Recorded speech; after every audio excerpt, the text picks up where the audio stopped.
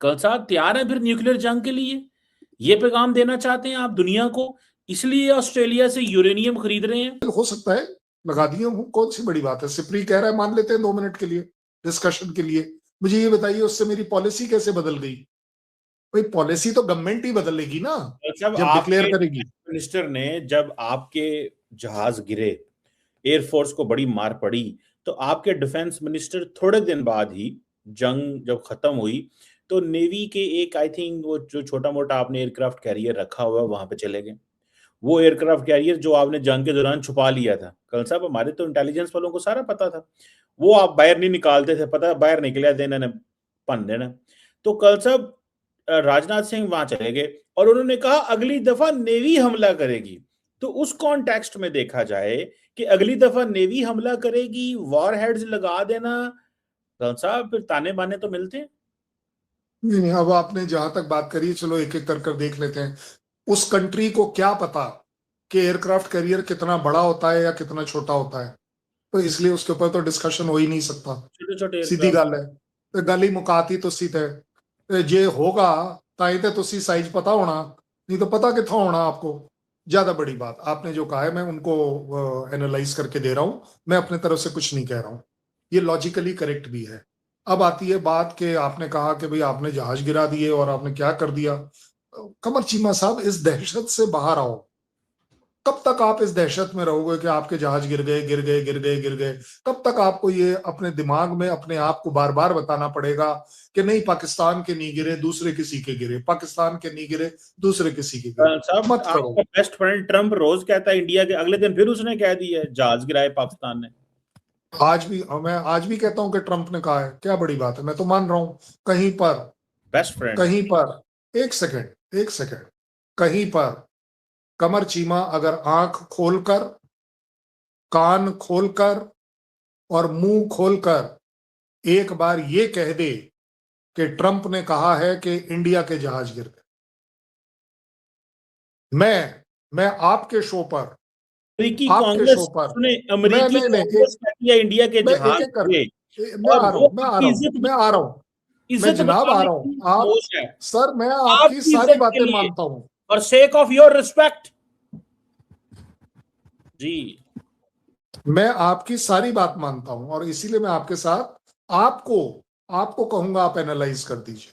मैंने अभी अभी कहा कि अगर ट्रंप साहब ने, क्योंकि आपके लिए साहब है, ट्रंप साहब ने कहा हो कि इंडिया के एक जहाज, पौना जहाज, पहिया पहिया जहाज, 25 ग्राम ते 50 ग्राम का जहाज गिरा हो, तो जनाब आप मुझे बता, आपके ऊपर मान जाऊंगा मैं सुनूंगा भी नहीं और मैं आपके शो पर माफी मांग लूंगा। और क्या साहब करूं?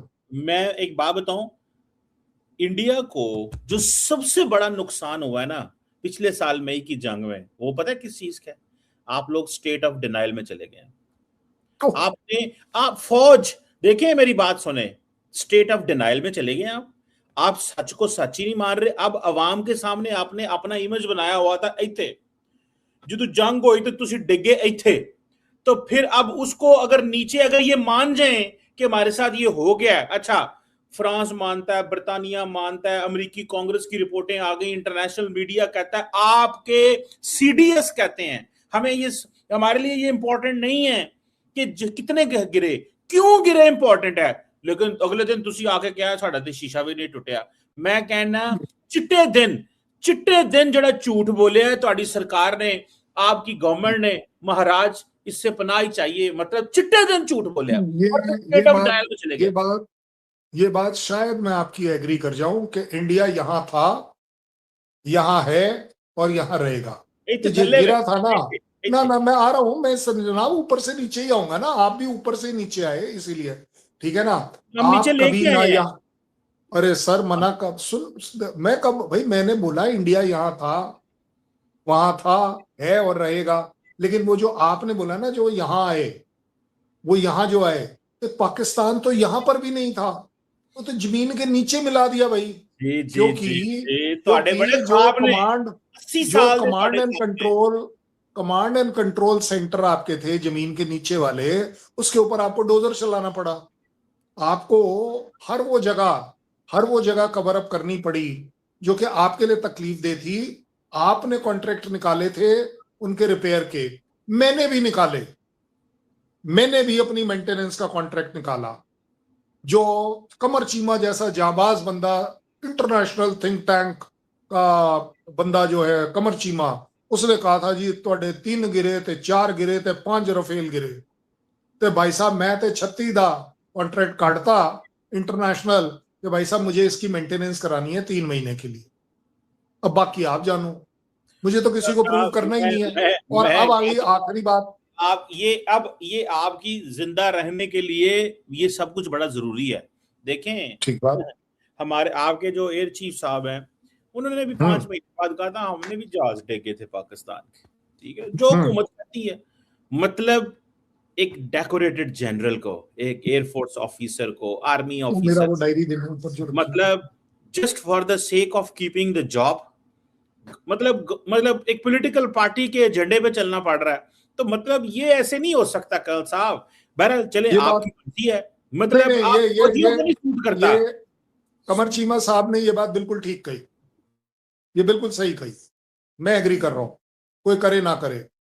इंडियन आर्मी हमेशा अपनी पॉलिटिकल गवर्नमेंट के नीचे और उसके कहने से काम करती, मैंने मान लिया।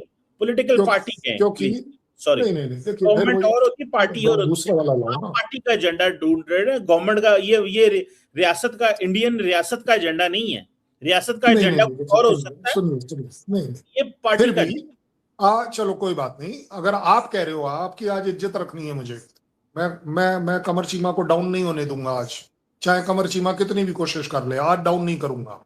ज्यादा बड़ी बात यह है, मेरी सरकार जो भी पॉलिटिकल पार्टी चलाती है, मैं उसके साथ, उसके नीचे काम करता हूं, मैं मान रहा हूं।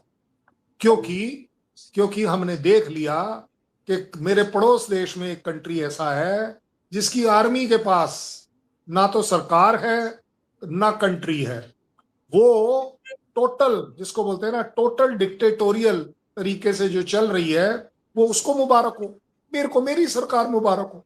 प्रॉब्लम क्या है? बट मुझे एक बात बताइएगा, एक सेकेंड, नहीं, मुझे आज आपसे सवाल पूछना है, छोटा सा। मैं कमर चीमा कल्ला बंदा है, बड़ा दिलेर बंदा है, तो एनालिस्ट भी है का कि जी इंडिया के जहाज गिरे, और किसने गिराए? कमर चीमा ने गिराए। तो एयरफोर्स तो सिद्धू साहब तो कुछ कर नहीं सकते ना, तो कमर चीमा ने गिराए, चलो गिरा दिए। आज पहली बार मैं एग्री करता हूं। भाई साहब मुझे ये बताओ, ये जो वर्ल्ड डायरेक्टरी जो एयरफोर्स की जो निकली है मॉडर्न मिलिट्री वाली, इसमें पाकिस्तान का दर्जा ऊपर क्यों नहीं गया? पहली बात। और दूसरी बात, इंडिया का दर्जा नीचे क्यों नहीं आया? उल्टा हो गया कि इंडिया का दर्जा पहली बार दुनिया ने, मैंने नहीं निकाली वर्ल्ड डायरेक्टरी, ये मैं नहीं निकालता, 160 कंट्री की इसमें डिटेल्स हैं, ठीक है ना। आपका नाम जहां तक मुझे दिख रहा है, पहले वाले 20 में तो है नहीं, आप 21 में पर होंगे तो मुझे पता नहीं। तो इसमें इंडिया का जो स्टैंड है वर्ल्ड रैंकिंग में, जो मैंने नहीं दिया है, जो कमर चीमा जैसे किसी इंटेलेक्चुअल ने दिया है, उसने बोला जी इंडिया जो है वो 5वें जगह पर है। अब मुझे नहीं पता क्यों कर रहे हैं वो ऐसा। और पैरामीटर, उसमें पैरामीटर जो है, एक पैरामीटर एयरक्राफ्ट का नंबर, वैरायटी, सस्टेनेबिलिटी। तो जनाब मैं तो यही कह पाऊंगा, भगवान करे मैं आपके अल्लाह को मैं आपके अल्लाह को अल्लाह को नहीं डालूंगा, मैं सर आपके अल्लाह को, मैं आपके अल्लाह के साथ नाइंसाफी नहीं होने दूंगा कि अल्लाह नहीं करे, बट भगवान करे कि पाकिस्तान का दर्जा उस 20 से नीचे ही रहे, इंडिया का दर्जा चौथे स्थान पर आ जाए, तीसरे पर आ जाए, पता नहीं कहां आ जाए।